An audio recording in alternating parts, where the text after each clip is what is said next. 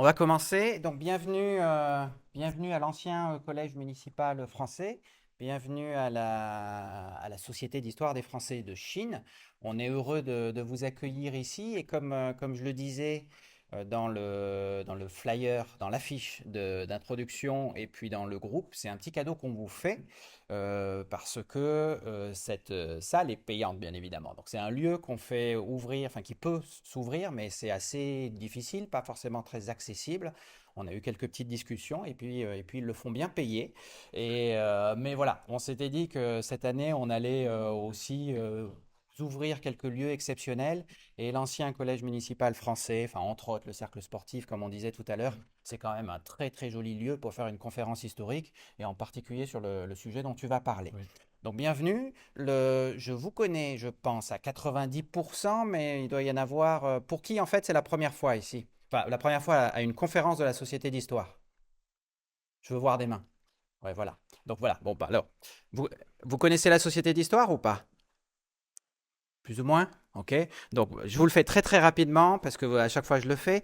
Mais voilà, on organise de manière mensuelle des conférences historiques, on fait des podcasts, on fait des vidéos, on fait aussi des articles et tout ça dans le but de partager, de vulgariser l'histoire franco-chinoise, on va dire, donc de la relation entre la France et la Chine.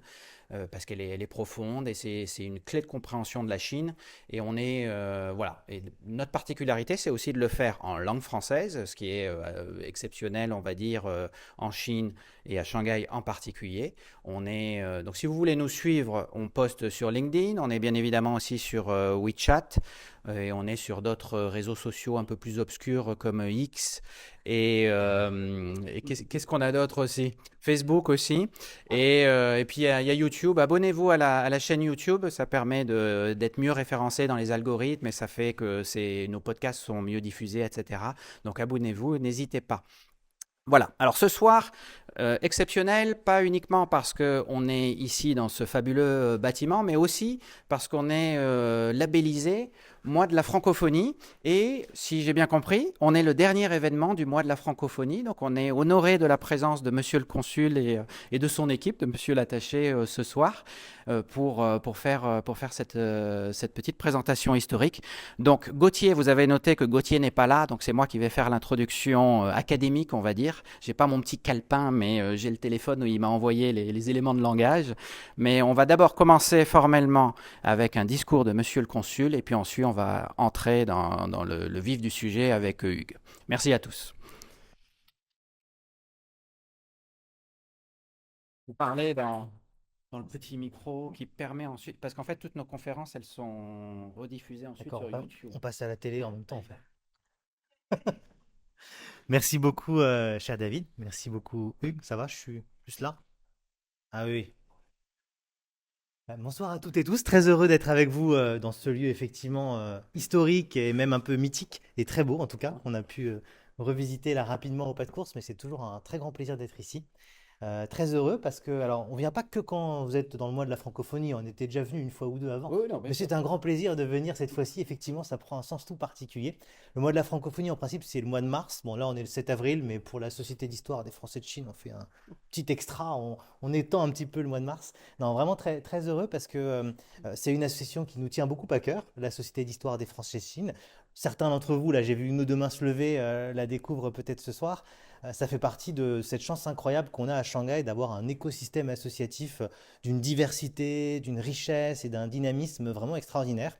Et on a même une société d'historiens amateurs, de passionnés d'histoire, d'histoire de la France à Shanghai, d'histoire de la France en Chine, avec quelques représentants là à mes côtés, un peu intimidants, mais très, très, très présents dans l'association. Et vraiment, on n'a pas ça partout. Si vous allez dans d'autres pays, on peut avoir de belles communautés françaises, mais on n'a vraiment pas toujours une société d'histoire. Donc ne boudons pas notre plaisir et je crois que c'est important de venir participer aux événements qu'elle organise. Et avec les autres associations françaises et francophones présentes à Shanghai, eh bien, elles forment cette magnifique équipe, cette magnifique famille francophone et c'est important de la célébrer.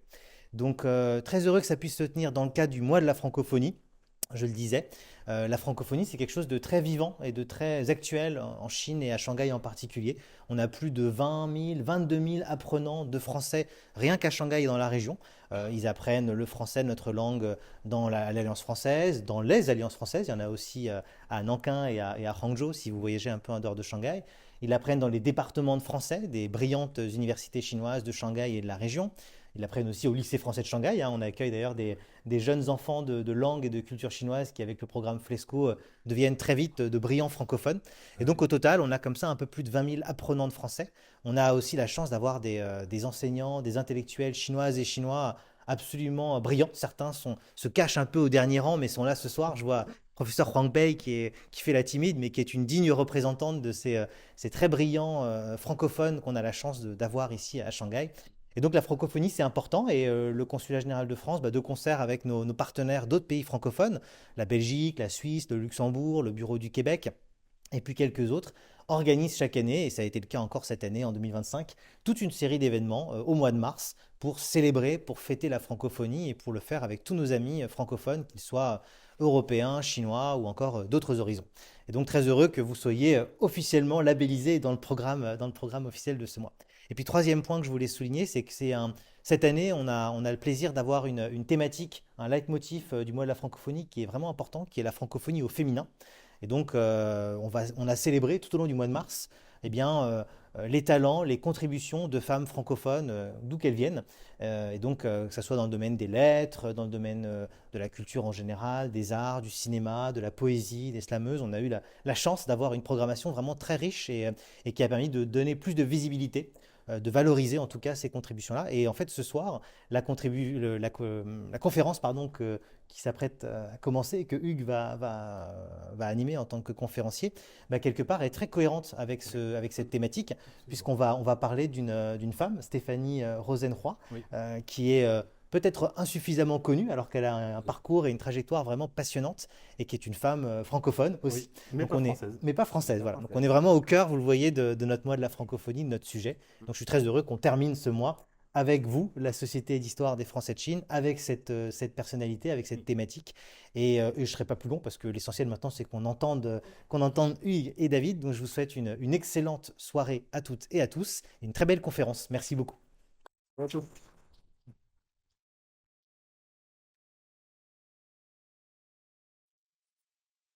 Alors, merci Monsieur le Consul, merci à tous. Donc, vous savez tous, vous connaissez tous le talent qu'a Gauthier. Et je suis donc malheureusement dans ses chaussures ce soir et il m'a fait suivre un petit texte pour introduire le sujet avec beaucoup de subtilité comme il le fait si bien, mais moi je vais vous lire le texte.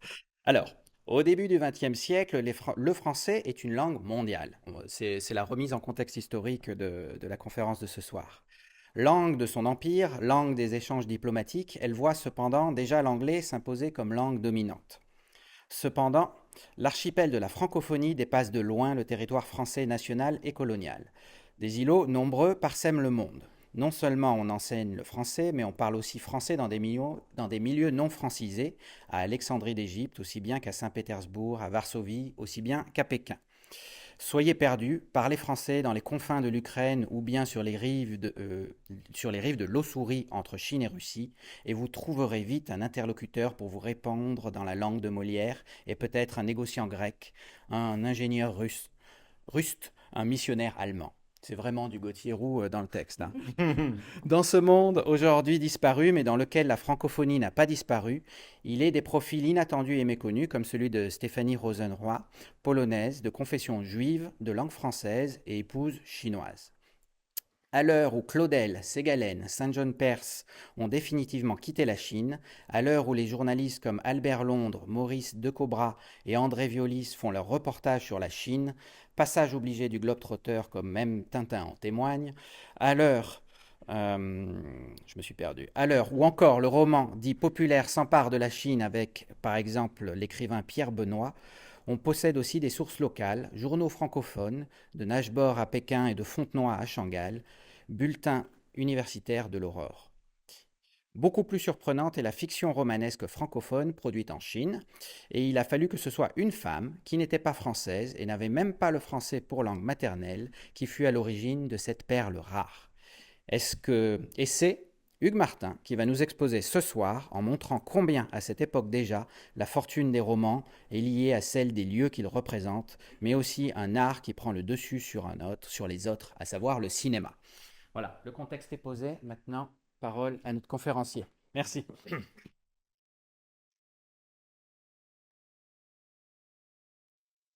Bonsoir, je suis très honoré de... Ah, d'accord, merci. Je recommence. Vous pouvez applaudir.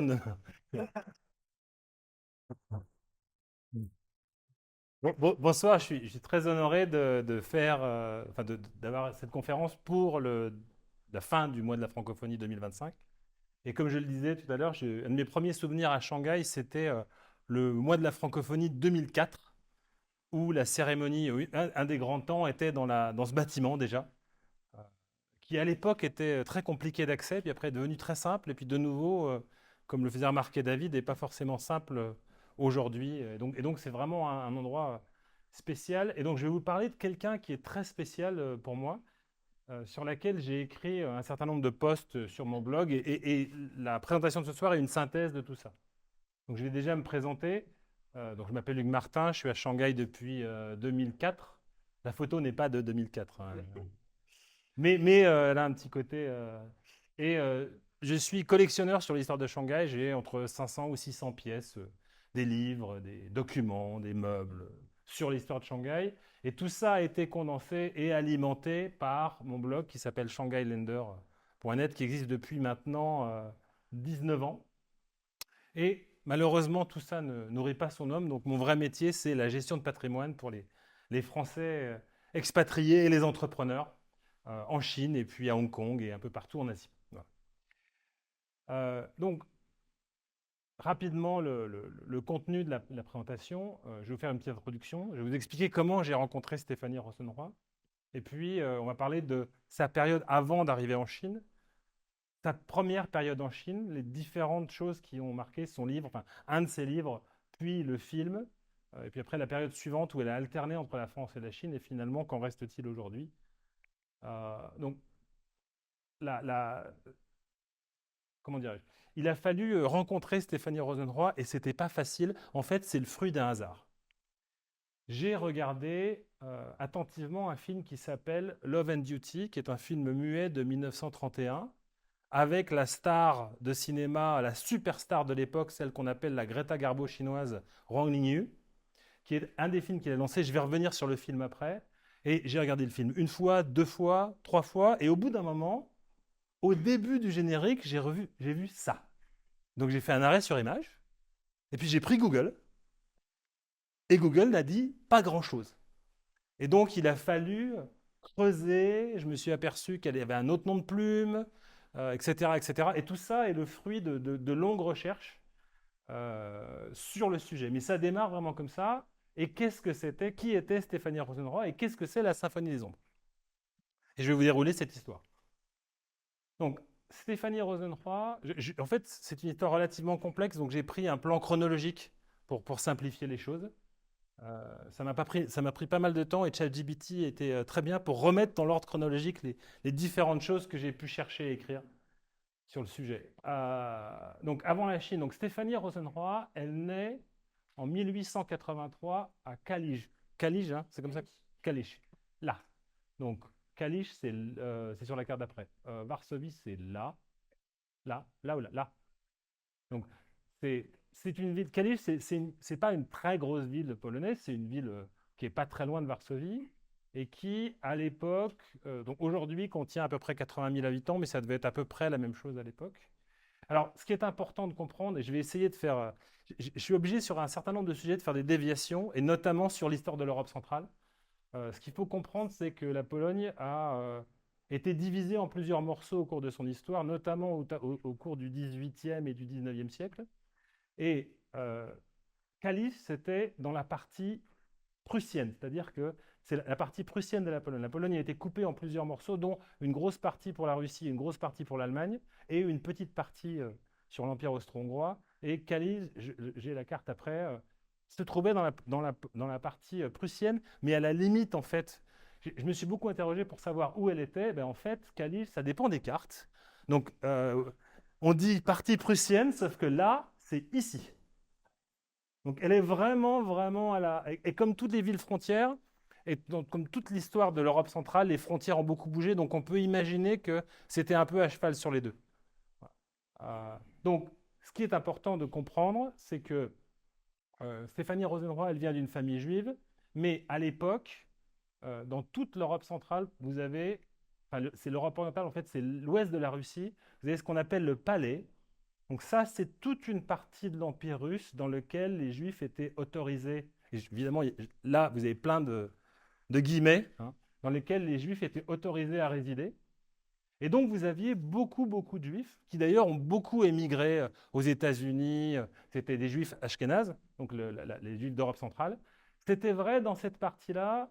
C'était aussi vrai dans l'Empire austro-hongrois, en fait, même si ce n'était pas le palais. Et on dit que la population de Kalisz était 30% juive avant la Seconde Guerre mondiale. Moi, j'ai habité à Budapest, donc là, ce qui n'est pas la même chose, mais ce qui ressemble, Budapest, c'était 25% de juifs avant la Deuxième Guerre mondiale aussi. Et en fait, la conséquence, c'est que vous avez une imprégnation de la culture juive d'Europe centrale avec les cultures locales. Et il y a pas mal de choses qu'on retrouve en fait d'un pays à l'autre qui sont en fait amenées par les juifs, notamment dans la cuisine, mais aussi la littérature, etc. Donc, tout ça n'est pas anodin. Donc, ce qu'il faut aussi comprendre, c'est que cette partie-là de l'Empire russe, c'est là où se sont arrivés, après qu'elle soit partie, les pogroms. Et donc, il n'est pas complètement inattendu de voir des gens d'ici émigrer. Encore une fois, il y en a beaucoup qui sont partis aux États-Unis, mais aussi en Australie et d'ailleurs dans l'ouest de l'Europe. Donc, on connaît la date de naissance, on sait à peu près quand elle arrive à Paris. Elle arrive autour de 1900 à Paris. Et on peut penser qu'elle n'arrive pas toute seule, elle arrive probablement avec sa mère et peut-être avec des tantes ou des oncles. Je me suis posé la question les Polonais étant quand même très francophiles et francophones, je me suis posé la question de savoir si elle ne parlait pas français avant d'arriver. Malheureusement, elle est décédée il y a longtemps. C'est possible. C'est ce qui expliquerait pourquoi elle viendrait en France et pas ailleurs. Donc on peut le penser. J'ai jamais trouvé la réponse et je pense qu'on la trouvera jamais, mais c'est possible. Donc elle émigre, elle a à peu près 12 ans, probablement avec sa famille. Je vous parlerai à peu près après des sources qui sont venues, mais il y a plein de zones d'ombre en fait. Donc elle était probablement francophone au départ. Ce qui est clair, c'est qu'elle s'inscrit au lycée en France et qu'elle y poursuit des études. Elle intègre la Sorbonne, donc elle arrive à Paris. Elle intègre la Sorbonne, elle étudie la botanique et en 1910, à 27 ans, elle fait une thèse sur la germination du plantain. Donc truc intéressant à l'époque, aujourd'hui un peu plus. Et elle fait une thèse là-dessus. Alors, il y a une image de ça en super basse résolution. C'est la seule qu'on trouve. On n'a pas l'original, mais ça a vraiment existé. Donc, en 1910, elle termine sa thèse, mais le grand événement de sa vie, c'est la rencontre avec Juan Angué, qui est juste un petit peu avant. Donc, ce monsieur, il s'appelle Juan Angué. Je vais revenir sur lui après, mais j'ai voulu mettre la photo là parce que je trouve que c'est une photo assez magnifique. La photo date probablement, j'avais jamais vu, elle est marquée 1910. C'est en l'agrandissant que je l'avais vue. Ça, c'est la photo avant qu'ils partent en Chine, quand ils étaient étudiants ou juste après.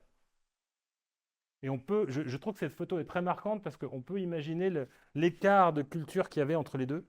À l'époque, c'est toujours vrai. Alors, en plus, étant en famille franco-chinoise, c'est quelque chose qui résonne pour moi. C'est aussi pour ça que l'histoire m'intéresse. Mais en plus, à l'époque, l'écart était immense. Et je vais vous expliquer comment ils l'ont comblé. Donc Juan Angué, lui, c'est un Chinois de Wuxi, mais surtout ce qui est important, c'est comment ils se rencontrent. Alors ils ne se rencontrent pas grâce aux Français. Évidemment, tous les deux parlaient français, mais ils ne se rencontrent pas grâce aux Français. Probablement, ils étaient tous les deux passionnés par l'espéranto. Donc l'espéranto, c'est une langue qui a été inventée par un Polonais. C'est un juif polonais. Et donc on peut imaginer que Stéphanie, elle avait déjà entendu parler de ça en Pologne, éventuellement. Et Juan Angué était absolument fan de ça. En fait, on peut même imaginer qu'ils se sont rencontrés à une conférence sur l'espéranto. Parce qu'autrement, il y a assez peu de chances qu'ils n'étaient pas dans la même. Ils venaient pas du même univers, ils n'étaient pas dans la même université, etc. Donc, il est tout à fait possible que ça soit l'espéranto qui leur permette de se rencontrer. Et donc, Juan Angué, lui, il était natif de Wuxi, donc c'est un des tout premiers étudiants français en Chine. Il arrive en France en 1904. Alors, j'ai retrouvé d'autres choses. A priori, le diplôme de l'école qu'il a fait, donc qui était l'école supérieure des travaux publics de Paris, à laquelle notre ami Philippe s'est intéressé, même si ce n'est pas central. Euh, mais il va faire une conférence sur les centraliens dans quelques semaines, donc c'est pour ça que j'en parle. Donc il arrive en France en 1904, il parlait déjà français parce qu'il avait étudié à l'université de Pékin, il avait étudié le français à l'université de Pékin. Et donc c'est le premier étudiant chinois à l'école supérieure des travaux publics. Anecdote que j'ai retrouvée il n'y a pas très longtemps, il traduit et il fait publier à Shanghai la Déclaration des droits de l'homme et du citoyen, qui est publiée dans le Shenpao, donc dans le journal chinois de Shanghai, celui dont le headquarter est... Il y a un restaurant qui s'appelle The Press, pour ceux qui connaissent. Là, voilà. Donc c'est dans ce journal-là. J'ai appris ça il y a quelques jours, en fait. Et il est diplômé en 1908. A priori, il était très bon parce que le diplôme normal de l'ESTP, c'est 10 ans, et il l'a fait en 4 ans. C'est ce que j'ai lu. Philippe, tu pourras... Non, c'était 4 ans. Oui, moi aussi. Mais a priori, il était très bon et il est arrivé au milieu de la... Ouais, bon, alors... avec peut-être une préparation. Alors, donc, je continue. Et il rencontre Stéphanie Rosenroy. Une chose qui n'est pas marquée dans la présentation, aussi c'était marqué, ils éditent même, ils étaient tellement passionnés de l'espéranto qu'en 1908, ils éditent une revue en France sur l'espéranto. Voilà. Il faut savoir qu'à l'époque, alors on parle du français langue mondiale, l'espéranto c'était ce qu'on espérait qu'il allait devenir la langue mondiale, qui en fait n'est pas devenue du tout la langue mondiale. Et donc il se marie en 1908, et donc lui, il est diplômé, Stéphanie ne l'est pas encore, et donc il reste en France, et il travaille au chemin de fer du Nord, à construire des chemins de fer en France. Et puis, à partir de 1910, donc quand Stéphanie a son diplôme, ils partent en Chine. Elle a écrit un petit peu sur le voyage en Chine et sur l'expérience de venir en tant que femme française mariée à un Chinois, venir en Chine. C'était assez brutal. Pas, pour elle, pas tant que ça. Mais alors, elle a écrit il y a la moitié d'un livre qui est écrit sur des expériences de Français qui viennent en Chine et de Françaises mariées à des Chinois qui viennent en Chine à cette époque-là. Le choc culturel était un tantinet plus brutal qu'aujourd'hui, pour être honnête. Donc, ils arrivent en Chine, ils s'installent en Chine en 1910, et rapidement, Huan Hengui trouve du travail sur ce qui était le grand projet de l'époque des chemins de fer, c'est la ligne Pékin-Hankou, donc Pékin-Wuhan, qui est une compagnie belge. Si certains d'entre vous ont connu Charles Lagrange, qui habitait à Shanghai il y a quelques années, il a écrit une partie d'un livre là-dessus. Pour les Belges, c'est vraiment l'aventure en Chine, en fait. C'est vraiment qu'il y a eu des expositions sur le sujet. Donc la ligne Pékin-Hankou, c'est... Comment? Oui, bah, je l'ai le livre, oui, bien sûr. Et donc, en 1912, c'est la naissance de leur premier enfant, Léon, dont on reparlera après avec Philippe, je pense. En 1913, Huan Hengui trouve en fait, on l'appelle pour travailler au ministère des Transports et des Communications, et donc il s'installe à Pékin. Parce qu'en fait, avant, bah, ils s'installaient, ils étaient ni à Pékin ni à Wuxi, ils étaient entre les deux, le long de la ligne, en fait. Ils s'installent à Pékin, et à Pékin, en 1914, Huan Hengui, donc ils achètent un terrain qui se trouve pas très loin de Wangfujing, aujourd'hui, qui évidemment n'existe plus. Mais la maison, qui était la maison où a vécu Stéphanie Rosenroy, son mari, leurs enfants et leurs petits-enfants, était un condensé, un peu mélange de extérieur un peu chinois, mais d'intérieur complètement occidental. La maison était vraiment très spéciale. Et donc, ils font construire cette maison-là, ils s'installent là pour très longtemps.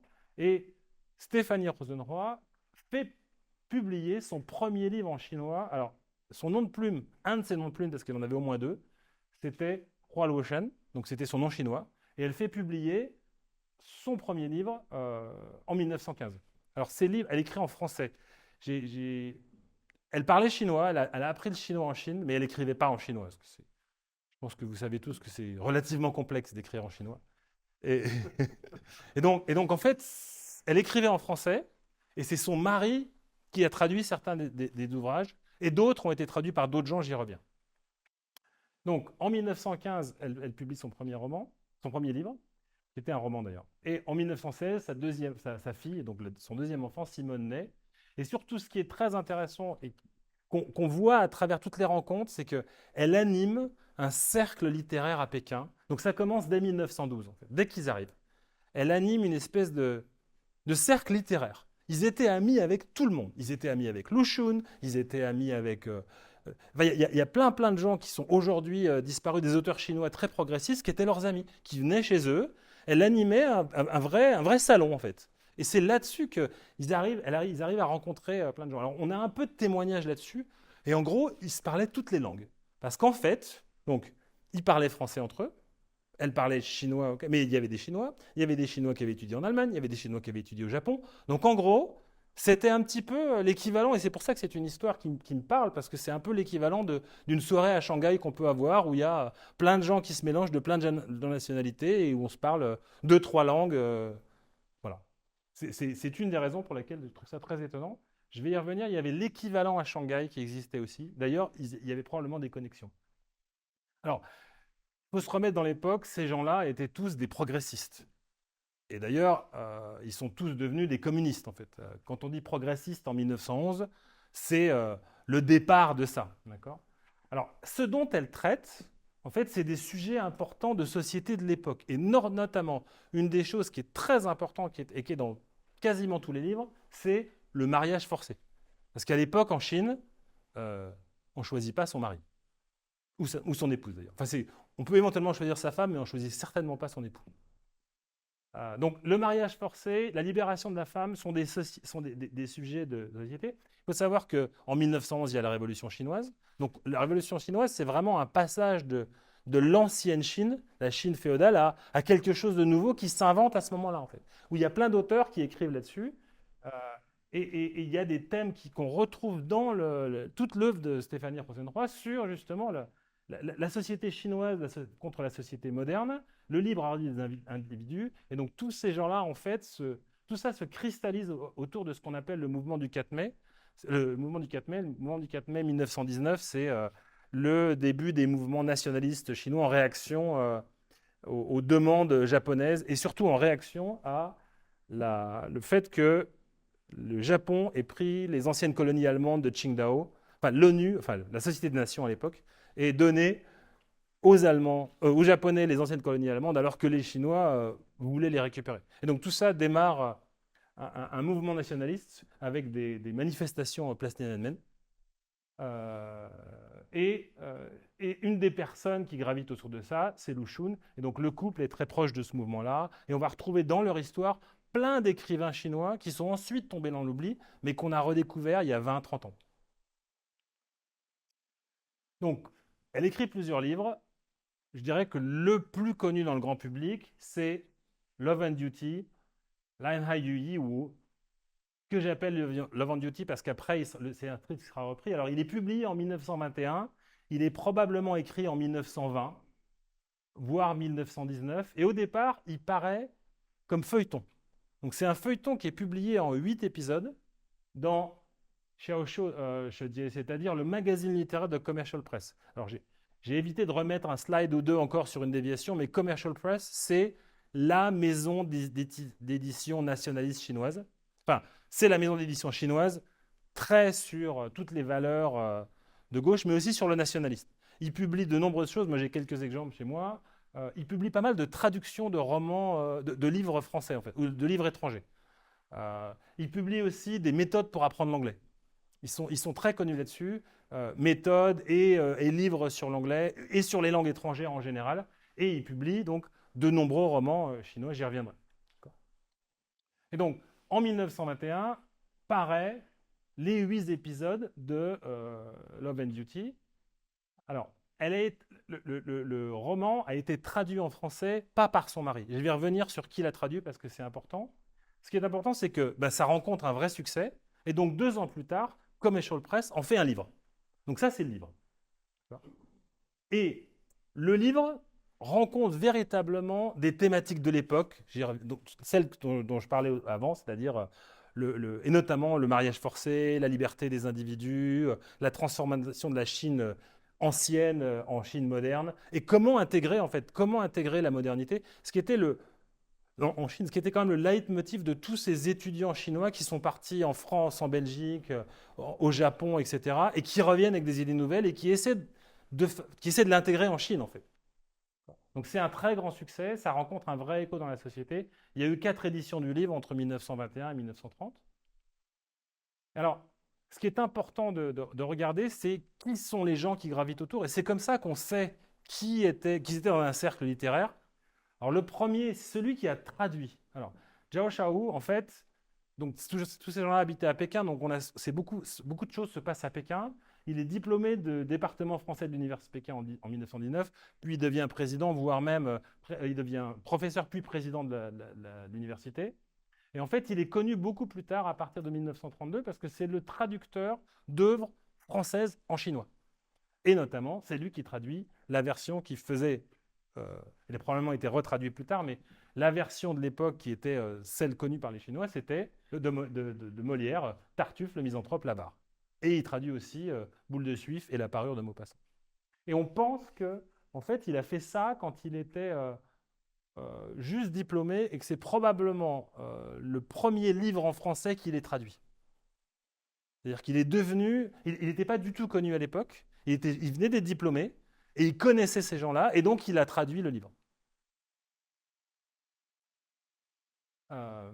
Alors d'autres gens qui sont très intéressants, donc Tsai Yuen-pen, ça donne une idée de l'univers dans lequel il vivait en fait. Tsai Yuen-pen, donc il est étudiant à Leipzig en 1907. Donc c'est ce que je disais, il y avait des étudiants qui partaient au Japon, il y en a qui partaient en Allemagne, il y en a qui partaient en France, il y en a qui partaient en Belgique, d'autres aux États-Unis. Et tous ces gens-là, un petit peu dans un mouvement qu'on voit aujourd'hui, revenaient, ou qu'on voyait beaucoup il y a une quinzaine d'années, reviennent d'Europe, des États-Unis, et ramènent plein d'idées nouvelles et une vision différente. Il y a beaucoup d'échos avec la période qu'on vit aujourd'hui. Et donc, il devient ministre de l'Éducation en 1912 et président de l'université en 1917. C'est lui qui écrit la préface. Et celui qui est aussi très intéressant, donc ça, c'est des gens de Pékin. Hu She, c'est un écrivain shanghaïen. Et lui, il a été très connu en Chine. Il faut dire qu'il a vécu longtemps et qu'il a quitté la Chine après 1949, donc il a pu continuer d'écrire. Il a été ambassadeur aux États-Unis en 1938 et 1942. Et donc, ces gens-là étaient, je dirais, les parrains du mouvement de mai 1919, et c'était surtout les grands avocats de ce qu'on appelle le Baihua, c'est-à-dire la langue vernaculaire, avec le Shun en fait. C'est des gens qui, un petit peu comme en France, c'est des gens qui prônaient une écriture dans un chinois compréhensible par la plupart des gens, contrairement à l'écriture à l'avant qui était du chinois extrêmement complexe et réservé aux initiés. D'accord. Donc Lu Xun, je l'ai mis avant, mais il a juste participé au livre. Alors, une anecdote, et c'est une histoire qui se passe à Pékin, mais il y a pas mal de liens avec Shanghai. Je parlais tout à l'heure du cercle littéraire. Donc, cette dame-là, ça, c'est un livre qui est sorti l'année dernière. La dame qui est en photo s'appelait Bernardine Stolz. Et en fait, elle, c'est une Hongroise juive qui avait un salon littéraire à Shanghai. Elle a monté des pièces de théâtre en anglais. Elle habitait sur la Fuxinglu dans un building qui s'appelle The Cloister, pour ceux qui connaissent, sur la Fuxin et vers la Wei. Et en fait, elle avait tout un salon. Et c'était un des endroits où, à l'époque, à Shanghai, il y avait pas mal de gens qui venaient visiter. Vous avez Chaplin qui vient, vous avez Einstein qui vient, etc. Ils se retrouvent tous plus ou moins chez elle à un moment ou un autre. Elle avait un mari qui était extrêmement, qui avait fortune sur les marchés à Shanghai, sur les marchés financiers à Shanghai. Et donc, elle animait le salon. Et c'est une dame qu'on retrouve dans plein de témoignages de gens qui vivaient à Shanghai dans les années 30. Et en fait, ce qui fait le lien entre elle et Stéphanie Rosenroy, donc juive d'Europe centrale qui anime un cercle littéraire, c'est Rouchy. Parce que Rouchy, il est dans ce livre-là, mais il est aussi dans le livre de Stéphanie Rosenroy. Donc, on peut imaginer, alors là, on est dans de la supposition, mais on peut imaginer qu'elles se sont rencontrées. Donc, après la publication du livre en chinois, le livre est publié en anglais par Commercial Press à Shanghai. Commercial Press, c'était une maison d'édition shanghaïenne et elle est célèbre parce que c'était quelque chose de très important. Elle est aussi célèbre parce que tout le building de Commercial Press et leur bibliothèque, qui comptait 300 000 volumes sur la Chine, a brûlé en 1932 dans les bombardements japonais. C'est la même, c'est à côté de la gare du Nord. Et on a perdu, et a priori, dans l'incendie, il y a un certain nombre de manuscrits de Stéphanie Rosenroy qui ont probablement disparu avec. Donc avant ça, 1926, c'est la publication en anglais par Commercial Press. Ce livre-là, on peut aussi le trouver en Chine, donc la version chinoise se trouve. Celui-là, on peut le trouver aussi, j'en ai un. Bon, c'est relativement difficile à trouver, mais voilà, il faut un peu chercher. Et donc, il est traduit sur... Il s'appelle Love and Duty, et c'est là où les recherches étaient complexes, c'est qu'elle ne s'appelle pas Stéphanie Rosenroy sur le livre. Il a fallu matcher les deux, en fait. Ce qui n'était pas forcément évident. D'accord. Et donc, pareil, alors c'est un livre qui a un grand succès. Je vous donne un exemple. Ça, c'est une publicité de 1927 ou 28. Donc, c'est de la publicité dans le South China Morning Post, c'est-à-dire le journal, pardon, South China Morning Post, c'est Hong Kong. Excusez-moi du lapsus, le North China Daily News, qui était le journal de Shanghai en anglais, publié sur le Bund, etc. Et dans la même publicité, Commercial Press parle d'un certain nombre de livres qui sortent à ce moment-là et qui sont les best-sellers du moment. Pardonnez-moi le mot best-seller en anglais, mais c'est ça. Et dedans, dans la même publicité, il y a le livre de Lu Xun, The True Story of AHQ, c'est le livre qui lance Lu Xun, c'est le livre de Lu Xun. Et à côté, Love and Duty. Voilà. Donc ils sont, c'est quand même très étonnant. Ça veut dire que c'était vraiment un best-seller. Ça veut dire que le livre était vraiment connu. Oui. Comment il s'appelle en chinois le livre? Ouais, c'est ça. Eh ben, la version anglaise de IQ Gentleman, c'est dans la même pub que Love and Duty. Voilà. Donc ça prouve quand même qu'elle était très connue. Il y a eu 3 éditions. Et ce qui est intéressant, c'est que le livre en anglais, il n'est pas seulement lu par des étrangers. En fait, Commercial Press était très spécialisé sur aider les Chinois à apprendre l'anglais. Et par exemple, la version que j'ai, elle est toute annotée en chinois. Donc la personne qui l'a lu et qui l'a acheté, elle l'a aussi acheté pour lire quelque chose en anglais et apprendre l'anglais. Voilà. Et donc, à partir de 1926, elle commence à être connue. Le livre est assez connu. Alors, ce qu'il ne faut pas oublier, c'est que son mari a été plus connu par les Chinois. Lui, j'en parle peu, mais il a écrit de nombreux traités sur la diffusion de la science en Chine. Donc, c'était vraiment c'est quelqu'un qui aujourd'hui est relativement connu. Donc, elle rentre en France en 1926 avec ses 2 enfants et elle les laisse en France pour l'éducation. Parce que je pense qu'en 1926, il n'y avait pas de lycée français à Pékin. Donc, je pense qu'ils ont été à l'école chinoise, ces enfants, et puis probablement voulant leur donner une éducation française, elle rentre avec eux et elle revient sans eux. Donc en 1928, en fait, on n'a pas toutes les documentations. Elle faisait régulièrement des allers-retours entre la France et la Chine. Alors aujourd'hui, un aller-retour France-Chine, c'est 12 heures d'avion, enfin 14 heures en ce moment. À l'époque, c'était 6 semaines de bateau. Ou au moins 1 mois de train par la Russie, quand on pouvait. Donc, elle laisse ses enfants pour leur éducation, elle revient en France en 1929, et là, elle publie son premier livre en France, qui s'appelle La muraille de Pékin à Paris, qui est totalement introuvable. Donc, en gros, il y en a un qui s'est vendu il y a 10 ans sur AB Book. C'est tout, voilà. C'est pour ça qu'on a la couverture, mais c'est tout.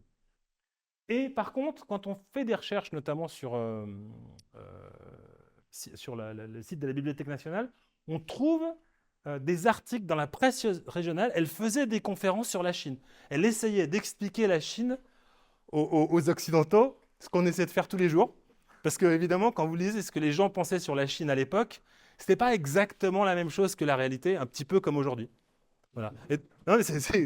Et on voit qu'elle fait des conférences et on voit les articles de la presse régionale qui disent voilà, cette dame est venue nous parler de la Chine et donner des idées nouvelles et de la condition féminine en Chine, etc. Et c'est plus des gens avec des grandes queues. Ouais, mais c'est exactement ça. C'est encore un écho de ce qu'on peut vivre aujourd'hui. En fait. Donc, et de façon intéressante, dans les journaux, elle s'appelle Madame Orose. Donc, elle a toujours jonglé entre les deux. Bon, le premier livre est sorti dans une édition microscopique. C'était une maison d'édition un peu spécialisée sur les livres exotiques. Donc, succès zéro, hein, personne là. Alors, en 1926 et 28, est publié uniquement en chinois. Il n'a jamais été traduit. Un livre qui n'est pas un roman et qui est publié sous un autre nom. Et probablement, en fait, c'est le livre de Elle et son mari. Et ce sont cette dame, a priori, elle aimait bien donner des conseils. Et elle a écrit un livre pour expliquer, de recommandations sur comment la Chine devrait être gérée et la société chinoise en chinois. Et a priori, quand on parle aux intellectuels chinois, enfin quand on lit ce qu'il y a, et encore aujourd'hui, ça a été assez bien reçu en fait. Il faut dire qu'elle connaissait très bien la Chine.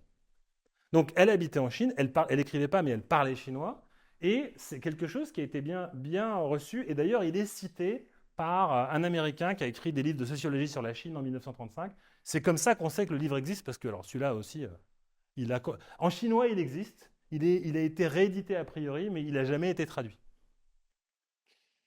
Et donc, comme dans toutes les belles histoires de livres et d'auteurs, le livre est un succès, il rencontre des problématiques de l'époque intéressantes, et donc il devient un film. Parce qu'à l'époque, on est au moment où le cinéma à Shanghai explose. Il y a des studios de cinéma, notamment en face de Sujiawe. Dans Sujiawe, il y a l'ancien musée du cinéma, enfin le musée du cinéma, qui était, si je me souviens bien, là où a été tourné le film, parce que c'était là où étaient les studios de la Nanshui. Il y avait plusieurs compagnies de cinéma. Alors, ils étaient tous plus ou moins progressistes, plus ou moins communistes. Les films étaient censurés assez régulièrement. C'était pas très facile de faire des. Enfin, le gouvernement de Chiang Kai-shek arrivait et puis il coupait des bouts. Enfin, voilà. Je pense que c'est des choses qu'on a déjà vues. Mais en 1931, donc, sort le film. Et le film, il devient un succès énorme. Et il devient un succès énorme pour deux raisons. Un, parce qu'il traite de sujets de société. Et c'est aussi le premier grand film de la superstar chinoise Wang Linyu. Donc cette dame, je vais venir après sur elle, c'est devenu une superstar. Et c'est pas son premier film, mais c'est le premier film qui est vraiment connu. Et justement, ce qui est intéressant, c'est que le film a disparu. Donc, à l'époque, ce qu'il faut comprendre, c'est que les films sont faits sur des pellicules, qui sont des bouts de... Alors, c'est même pas du plastique, c'est de matériaux chimiques. Tout ça est développé comme des photos. Je ne sais pas si certains d'entre vous ont fait du développement photographique. Je vous parle d'un temps que les moins de 20 ans ne peuvent pas connaître. Mais imaginez les films à l'époque. Donc, c'était plein de produits chimiques. C'était hyper inflammable. Donc, on a perdu plein de films. En France aussi, hein, il y a plein de films qui ont été perdus comme ça. Et donc, le film de Wang Linyu, Love and Duty, il disparaît. Sauf que, et ça, c'est un truc extraordinaire, en 1991, dans un vieux cinéma en Uruguay. Pourquoi en Uruguay? Pourquoi là? Personne ne sait. A priori, il y avait des boîtes qui n'avaient pas dû être bougées pendant longtemps. Hein. Franchement, alors ce qu'il faut savoir, c'est qu'en Amérique du Sud, il y a pas mal de Chinois. Parce qu'il y a eu de l'immigration chinoise, donc peut-être que c'est arrivé comme ça. En gros, est retrouvée à Montevideo une copie quasi complète. Et cette copie, elle est rachetée par les Taïwanais, elle est restaurée à Taïwan, et elle finit par être projetée en 2014 au Festival du film de Shanghai. Et c'est ça qui est extraordinaire. C'est l'histoire de ce film. C'est pas le seul film connu de Wang Linyu, c'est pas le seul film qui est disparu de Wang Linyu, mais l'histoire, le fait qu'il était perdu et retrouvé est quelque chose d'extraordinaire. Bien sûr. Il y a un extrait, dedans. C'est comme ça, c'est en voyant le film. En fait, c'est en voyant le film que j'ai commencé à m'intéresser à elle. Ça a commencé par le film, en fait. Donc, Love and Duty, donc c'est l'histoire. Alors, c'est un peu la même chose que le livre. C'est l'histoire d'une jeune fille qui, en fait, est éduquée, c'est-à-dire qu'elle va à l'école. Donc, elle est adolescente et sa famille l'autorise à aller à l'école. C'est expliqué comme ça dans le livre. Sur le chemin de l'école, sur le chemin de l'école, c'est dans le livre aussi, elle rencontre un jeune homme. Alors, dans le livre, ce qui est très drôle, c'est qu'ils habitent quasiment l'un en face de l'autre, mais les deux familles, ça se passe à Pékin dans le livre. Les deux familles ne se parlent pas parce qu'elles ne viennent pas de la même province, donc elles ne se comprennent pas. Ce qui donne une idée de l'époque et des difficultés de compréhension de l'époque. Donc, il y a une attirance réciproque, évidemment, tout ça est très chaste, hein, on est au début du XXe siècle, mais le mariage de la jeune fille est déjà arrangé avec un homme beaucoup mieux, c'est-à-dire beaucoup plus riche. Donc, il se trouve que fortuitement, quelques années plus tard, ils se rencontrent et là, ils ont une liaison amoureuse. Et finalement, enfin, pas finalement, au milieu du livre, elle quitte sa famille et ses enfants pour partir avec son amant. Et ensuite, elle a une vie de plus en plus malheureuse. Et puis après, je ne vais pas vous détailler. Et elle se réunit plus ou moins avec son ancienne famille, etc. Et donc, tout ça a beaucoup. Les thèmes ont beaucoup plu à l'époque. Clairement, ça avait un écho avec toute la génération nouvelles, notamment à Shanghai. Alors la différence entre le film et le livre, c'est que le livre se passe à Pékin, le film est tourné et se déroule à Shanghai, et je vais y revenir. Donc, juste un mot sur Huang Linyu. Donc, Huang Linyu, encore une fois, la Greta Garbo chinoise, elles étaient 2 ou 3 superstars chinoises. Il y avait Hu Jie, le papillon. Il y avait Huang Linyu, c'était les plus connus. D'accord. On l'appelait la Greta Garbo ou la Marlène Dietrich chinoise. Donc, elle naît en 1910 dans une famille cantonaise à Shanghai. Donc, c'est des gens qui naissent de Canton qui avaient immigré à Shanghai, qui avaient très peu d'argent. D'ailleurs, toute son histoire, c'est au départ, ils sont à Puxi, puis après, ils vont à Pudong. Alors, à l'époque, aller habiter à Pudong, c'est vraiment le signe de la déchéance. À l'époque. Et elle est remarquée, elle commence à faire du cinéma. Et en 1931, ce qui vraiment catapulte sa carrière, c'est Love and Duty. Elle fait plusieurs films, mais je dirais que les 2 plus importants, c'est Love and Duty et The Goddess, 1934. C'est pareil, c'est un peu les mêmes thématiques. Alors, c'est pas du tout écrit par la même personne, mais c'est les mêmes thématiques de sociétaux. C'est la superstar des années 30. Et ce qui est très frappant, c'est qu'elle avait une vie personnelle tourmentée. Elle était mariée de force, puis après elle s'est trouvée. Enfin bon, elle n'a vraiment pas eu une vie drôle. Et elle se suicide en 1935, et son enterrement est un événement mondial. Véritablement. C'est-à-dire que c'est un truc qui est repris dans la presse entière, dans le monde entier en fait. C'est vraiment quelque chose qui a marqué son époque, et on l'appelle la Greta Garbo chinoise. Donc ça, c'est Huang Linyu.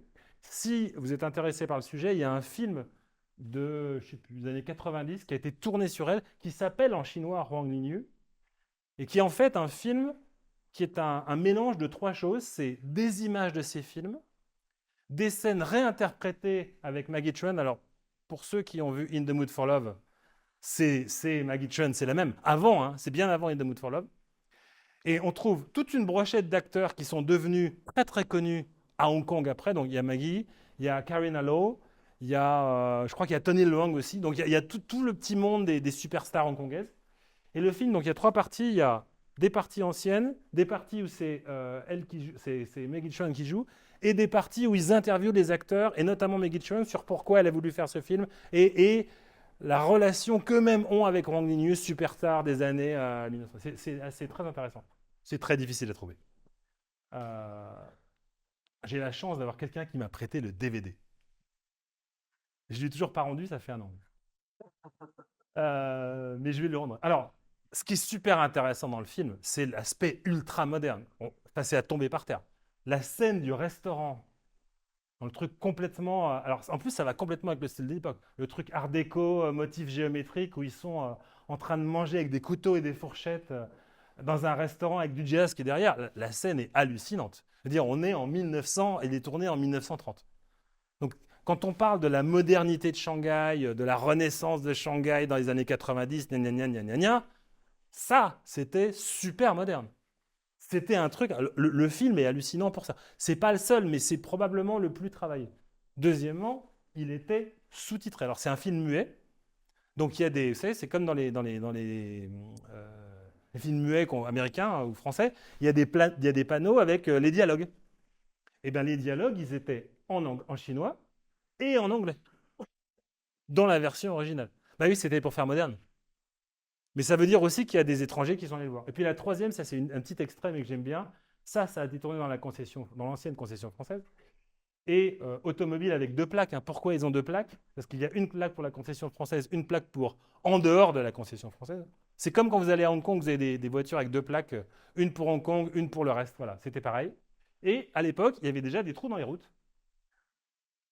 Voilà, parce que donc la route était fraîchement construite, mais il y avait, je suis pas sûr qu'ils posaient l'égout parce qu'il n'y avait pas d'égout dans la concession française. C'est pour ça que jusqu'à il y a une quinzaine d'années, quand il pleuvait beaucoup, on pouvait avoir de l'eau jusque là. Mais il y a des voilà. Donc super moderne. Enfin, c'est vraiment quand on pense après à ce qu'il était devenu de la Chine dans les 15, 20, 30 années suivantes, le contraste est absolument saisissant. Il y a des références à Shanghai. Il est tourné à Shanghai, et notamment la référence à Shanghai, c'est The Wife of a Local Wealthy Resident at rue Lafayette, c'est-à-dire Fuxinlu. Et plus exactement, Fuxinchilu, la partie qui est qui est peu densément peuplée, enfin qui était peu densément peuplée à l'époque. Là, vous avez plein de villas qui étaient l'équivalent de Hongqiao aujourd'hui, le quartier où les riches habitaient. Et donc, ce riche habite à Fuxin, à rue de Lafayette. Alors, ce qui est très intéressant, c'est que le film est... Alors, il y a des vidéos, j'ai même fait une vidéo là-dessus, je ne l'ai pas remise là, mais j'ai fait une vidéo avec un ami, on a recherché les endroits. Donc, le film est tourné à Shanghai et il est ultra moderne. Et donc, il le tourne dans les nouveaux endroits de Shanghai. Et quand on regarde le film, il y a tout un plan au départ où on voit ça.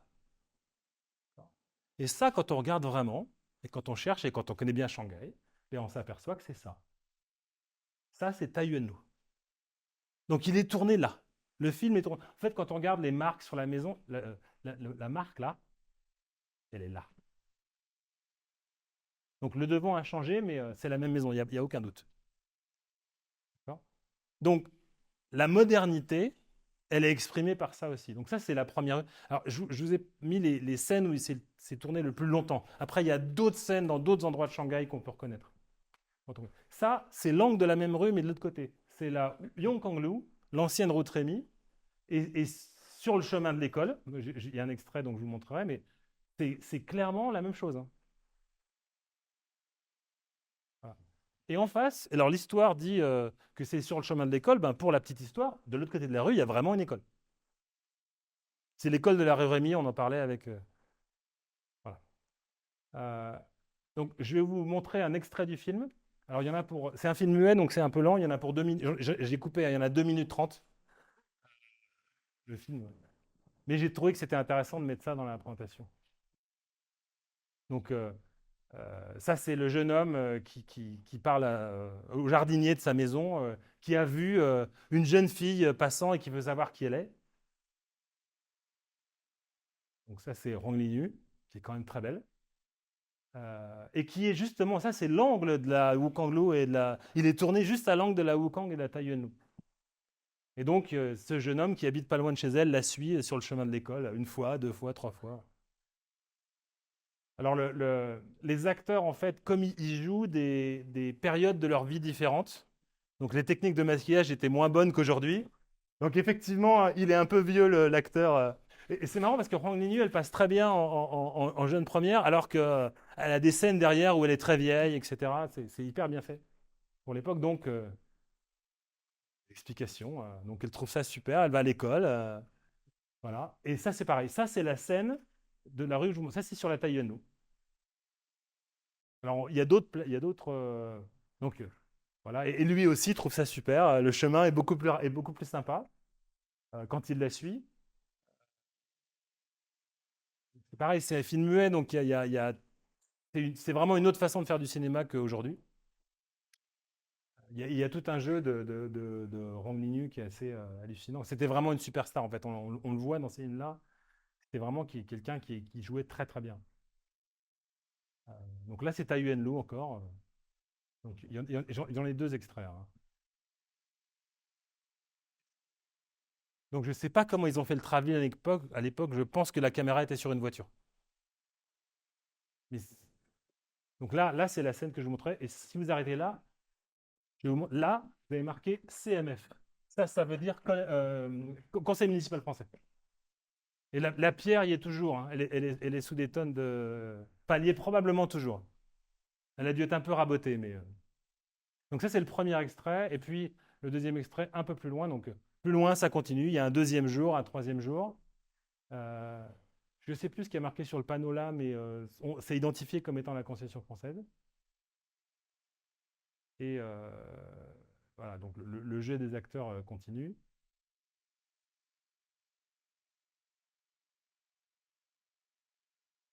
Et je pense qu'à l'époque, non seulement les valeurs du film étaient modernes, mais la façon dont il est tourné, en Chine, en 1930, ça devait quand même choquer pas mal de gens. Mais il a été hyper connu. Hein. Je pense que c'était super sexe comme scène. Version 1930. Sérieux, hein.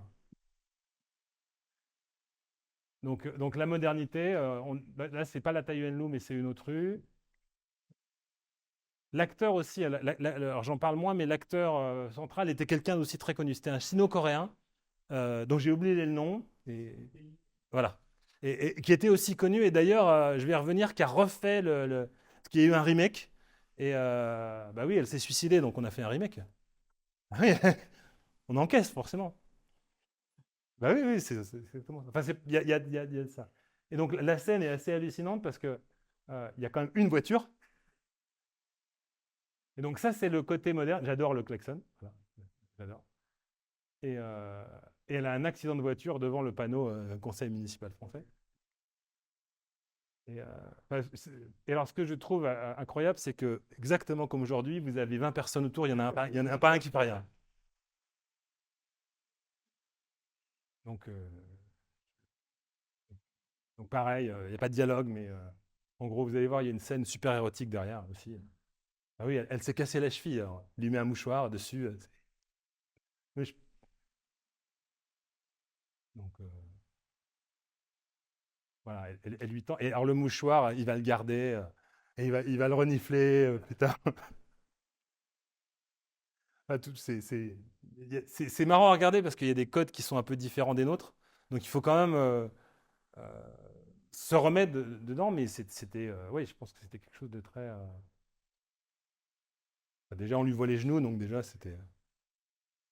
Et il faut se rappeler quand même, 20 ans avant, les Chinois, ils étaient tous en robe impériale. Là, on est 20 ans après la fin de la Chine impériale quand même, hein. Il y a un sacré clash entre Shanghai 1931 et le reste de la Chine. C'était vraiment ultra moderne.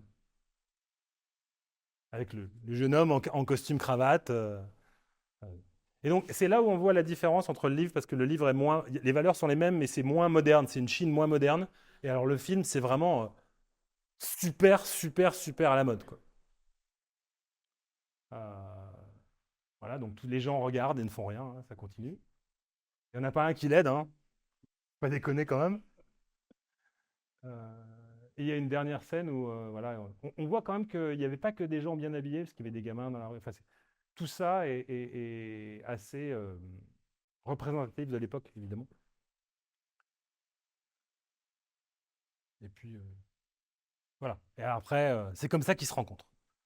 Voilà. Ça, c'est les premières, c'est dans les 10 premières minutes du film.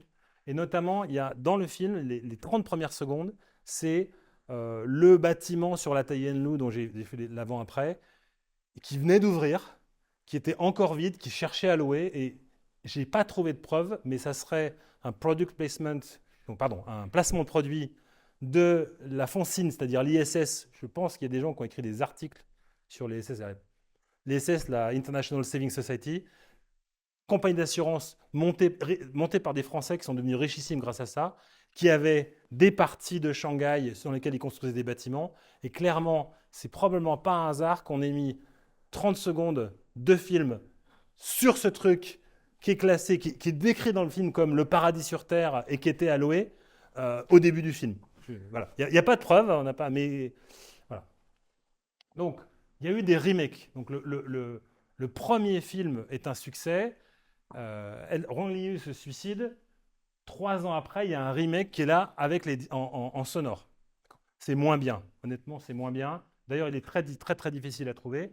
Et en 55, il y a encore un remake qui est fait à Hong Kong, cette fois en cantonais.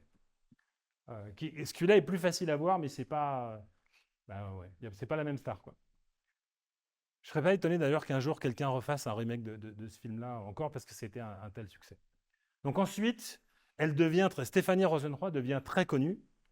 On trouve des articles sur elle dans la presse chinoise, etc. Donc elle devient connue et elle devient relativement riche aussi.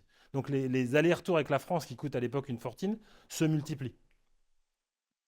Et là, en 1932, elle rentre en France et elle fait publier Love and Duty sous le nom de La Symphonie des ombres chinoises en France. Donc alors c'est pareil, on peut le trouver, j'en ai un, pas facile. Franchement, quelques mois sur eBay et sur ABBook pour le trouver, mais ça se trouve. Et quand elle lance la Symphonie des ombres chinoises, donc là, elle a plus de succès que le premier, et elle fait un certain nombre de conférences sur la Chine et les droits des femmes. Et en 1936, j'ai trouvé un article de journal où elle dit qu'elle a fait une conférence à Shanghai. Donc elle venait probablement souvent à Shanghai, d'autant qu'elle a elle a clairement participé au film, en fait. Elle était sur place, elle a guidé le film. C'est pas la réalisatrice, mais elle était dedans. Donc, clairement, elle faisait des allers-retours avec Shanghai. Donc, on peut imaginer qu'elle ait aussi des liens avec les Français de la concession française à Shanghai. Il n'y a pas de traces, mais c'est tout à fait possible. Et en 1937, elle rentre en France à cause de l'invasion japonaise. Donc, elle était à Pékin, c'était encore plus brutal qu'ici. Et en 1939, son mari finit par la rejoindre en France. Alors, je vous rappelle qu'elle était juive, elle n'arrive pas au meilleur moment en France, à ce moment-là. Ce que les gens, ses petits-enfants notamment, disent, c'est que comme elle était mariée avec un Chinois, voilà, elle était un peu, ils sont passés un peu au milieu enfin, voilà. Ils ont pas souffert, mais ça aurait pu. Je vais finir rapidement. Donc, en 1946, Juan Engüe rentre en Chine. Et ça non plus, c'est pas du hasard. Dans les années 40, c'est la voisine de Gide. Elle habite dans le même immeuble que Gide. Et on le sait parce qu'elle a écrit des lettres à Gide. Et son adresse, c'était le même immeuble. Donc ils avaient clairement un lien entre les deux. On trouve 3 ou 4 lettres. Cette lettre-là, c'est une lettre de félicitations pour le prix Nobel. Mais on trouve derrière, en fait, ça sort de la Fondation Gide, on trouve derrière des lettres qu'elle a écrites à la veuve de Gide, notamment pour son enterrement. Clairement, il y avait un lien entre les deux. Il est même possible que l'appartement en fait, dans lequel elle habitait, elle l'ait loué à Gide ou même que Gide lui ait donné. Il y a un lien qui est assez flou là-dessus, mais clairement, enfin, ils étaient très liés. En 1957, elle publie son troisième livre en français qui s'appelle Nos sans mêlés et qui est celui qui parle des familles franco-chinoises. Donc là, il y a 2 parties. Il y a une partie qui est sur les familles franco-chinoises des années 20 et une partie qui est sur des Chinois qui étaient leurs amis, en fait. Pareil, pas facile à trouver. En 1961, son mari meurt à Pékin. Et en 1966, elle retourne vivre à Pékin. Et elle retourne vivre à Pékin essentiellement parce que son fils Léon y habite. Je vais y revenir rapidement. Mais lui aussi a une histoire très intéressante. Et elle décède à Pékin en 1970 dans sa maison. Parce qu'à l'époque, la fameuse maison existe toujours. Alors, son fils, elle a eu 2 enfants, sa fille Simone, son fils Léon. Sa fille Simone n'est jamais revenue habiter en Chine. Elle a étudié en Belgique, elle est restée en Belgique, donc ils sont de la famille en Belgique. Son fils Léon a eu une vie assez extraordinaire, mais assez tragique. Donc, il naît en 1912 à Pékin, parti en France en 1926, il est diplômé de l'ESTP comme son père, d'accord, comme papa. Et par contre, en 1936, il fait aussi l'école des beaux-arts. Et il se marie avec une Française, Irène. Et donc, c'est la guerre. Ils sont résistants, ils rejoignent le Parti communiste, etc. Enfin, ça, c'est assez classique sur cette période-là. Et après la guerre, il devient un architecte relativement connu. Notamment, il a dessiné pas mal de trucs à Marseille, dont ça, qui est un bâtiment d'une faculté. Je ne sais plus ce que c'est. C'est pas très beau. Hein. Mais il a fait des trucs plus. Il, y a pas mal, il fait pas mal de choses. Et en 1950, alors, il faut savoir qu'il est né en Chine, d'un parent chinois et d'une mère polonaise, parce que Stéphanie Rosenroy elle a toujours gardé son passeport polonais. Elle n'est jamais devenue française. Et donc, il n'était pas français. Et j'ai posé la question à sa petite fille, avec laquelle j'ai parlé régulièrement, comment il est devenu français? Eh bien, il est devenu français quand il est rentré en France parce que sa femme était française. Mais quand il était en Chine, donc il part en Chine. En fait, en 1950, il ressent l'appel, après 1949, comme beaucoup d'intellectuels, il ressent l'appel de la Chine. Ils vont construire la Chine nouvelle, etc., etc. Donc au début, tout va bien. Il construit 2 choses. En fait, il participe à 3 projets. Il participe à un projet d'urbanisation autour de Pékin avec son père, qui n'a jamais vu le jour, mais on trouve des traces. Et puis, il construit l'hôpital pour enfants de Pékin, alors qui n'est plus comme ça, mais à l'époque, c'est une architecture hygiéniste, donc on est sur des choses très utiles, très factuelles, pas forcément très belles, mais en tous les cas très utiles. Et puis surtout, pour ceux qui connaissent Pékin, vous avez une partie où il y a pas mal d'étrangers qui habitent, qui s'appelle Sinfuchuan, la rue du... Sinfu, c'est la rue du bonheur. Et bien, Sinfuchuan et tous les bâtiments autour, c'est lui qui construit. Et finalement, alors... Entre 1950 et 1977, il se passe 2-3 trucs. Donc évidemment, c'était un intellectuel, moitié étranger. Ils ont eu 2-3 problèmes. Mais ils ont quand même réussi à conserver leur maison. Donc ils ont eu des problèmes, mais par rapport à d'autres, des problèmes Enfin, ils n'ont certainement pas eu une vie facile, lui et sa femme française qui est restée, hein. Et eux, ils ont traversé toute la révolution culturelle, mais ils ont survécu, donc c'est déjà pas mal. Et finalement, il rentre en France avec sa famille, donc avec lui, sa femme et ses 3 enfants. Euh, les 2 premiers enfants sont nés en France. La troisième, c'est Catherine Roy, qui vit toujours à Pékin, je vais en reparler. Et il rentre en France en 1977. Et en fait, la grande tragédie, c'est qu'il a passé toutes ces années en Chine à ne pas pouvoir dessiner. Et quand il rentre en France, le style qu'il a appris est complètement passé.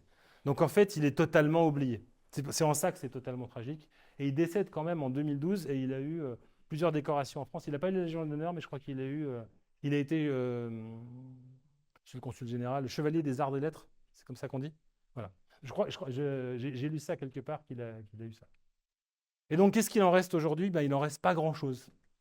Le livre, donc les livres, ici, il reste le film. En fait, je pense que le film Love and Duty, c'est la seule chose qui va permettre ou qui permet de faire connaître tout ça. Je pense que si on n'avait pas retrouvé le film, elle aurait complètement disparu.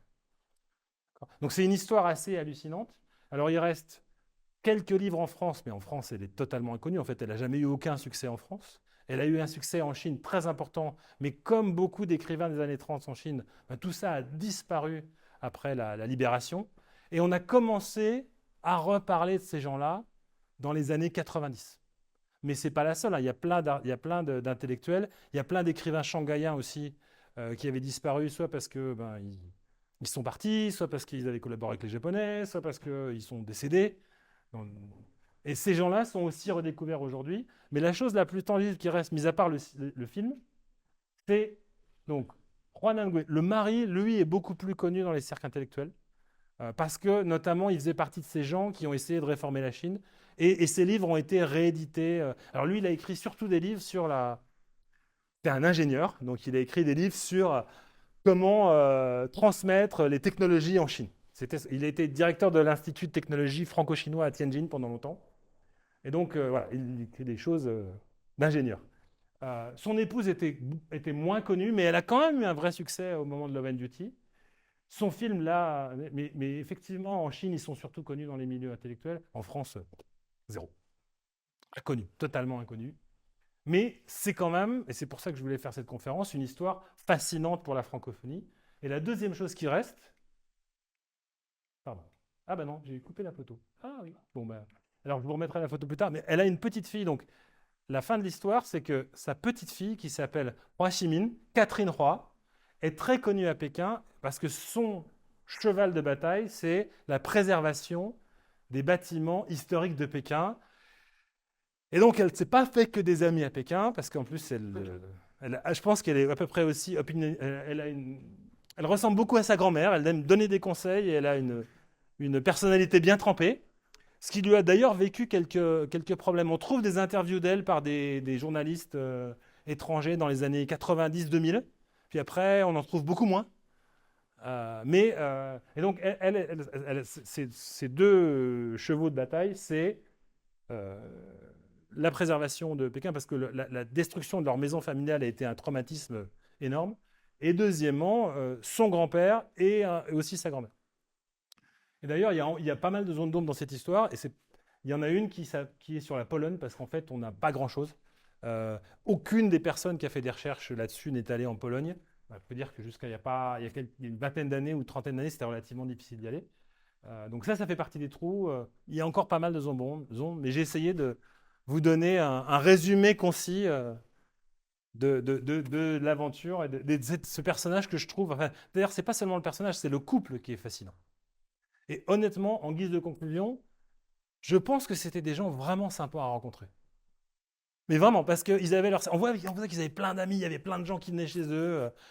C'était vraiment, ça devait être un peu la maison du bonheur, leur maison. Il y avait plein de gens, donc des intellectuels, etc., qui venaient chez eux. Ça devait ils devaient vraiment être sympas. Voilà, ça je ne le saurais jamais, mais en tous les cas, c'est l'impression que j'en retire. Voilà, écoutez, on est arrivé à la fin de l'histoire. Le reste, ce sont des... J'ai pas regardé le timing. J'espère que je suis bon dans le timing et que vous n'êtes pas trop ennuyé. Tu vois ce que je veux dire? Oui. Faire les annonces rapidement et puis après, on va passer à quelques questions. Et puis, Oui. je pense que vous avez faim et soif. Donc, on va profiter de tout ça. Rapidement, notre prochaine visite avec Clarisse, c'est ce week-end, le long de la Sujo Creek. Donc, inscrivez-vous vite parce que c'est bientôt. On a un club recherche donc animé par Christophe qui est là. Qui portera d'ailleurs sur le journal de Shanghai, donc le journal francophone de l'époque.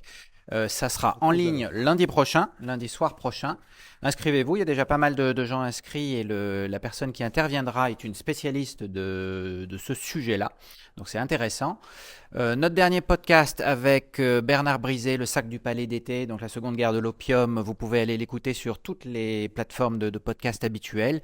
Et puis on vient de mettre en ligne, parce qu'on met en ligne les conférences qu'on enregistre sur notre chaîne YouTube, celle qu'on avait organisée en décembre dernier avec Philippe Cinquini sur les artistes chinois formés en France, si je me souviens bien. Annonce importante, et là je me remets dans les chaussures de Gauthier, on cherche des volontaires parce que malheureusement un certain nombre de personnes vont partir, dont Gauthier.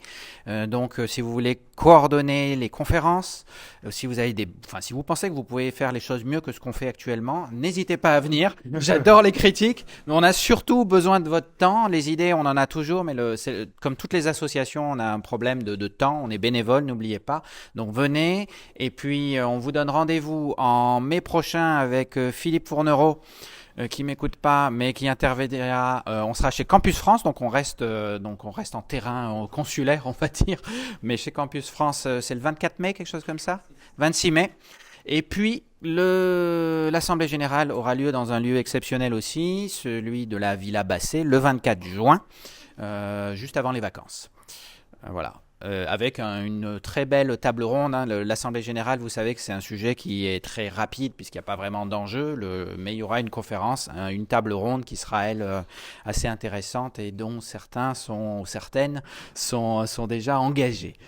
Voilà, comme d'habitude, le QR code pour rejoindre le compte WeChat de la Société d'Histoire. Tu parlais de Catherine Roy. On a aussi un groupe WeChat. Pendant la soirée, elle a continué à poster un certain nombre de choses, etc. Donc, elle est avec nous J'espère que j'ai pas dit trop de... depuis Elle Pékin. aurait bien voulu venir.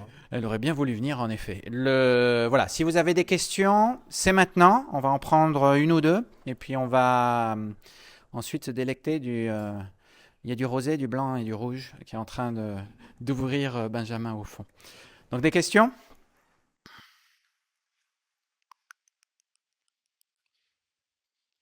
3, 2, 1. Alors, je suis sûr qu'il y a plein de questions, mais on va partager ça autour du cocktail au fond de la salle. Merci à tous, à la prochaine.